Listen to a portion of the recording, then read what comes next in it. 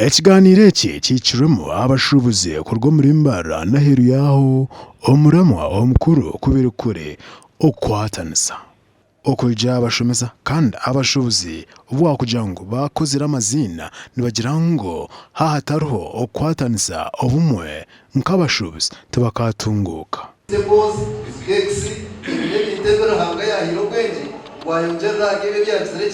Eliyahanze twokaranga na tekiti omutaka lyawe ogumano kireba kiragaho cyoma kiribwe cyebebe cyetura hansi kijunduraho atine cyogizireki cyo kikozere koro niko kwendo joti nyina ko bikiye ite ko kwera azari za bitano yakomeka expanding akajuke kuko mumenye zibe 50 zibiga.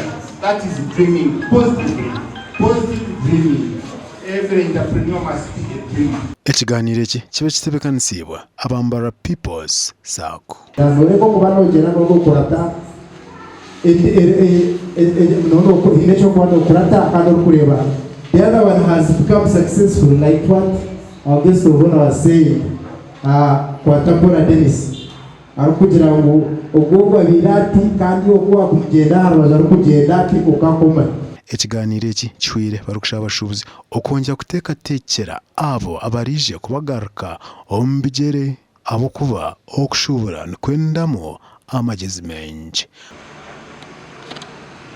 Omwani asanga hadoya family ye omwani okura family ye basima munonga kunkwatiraho kabasa kumakindi.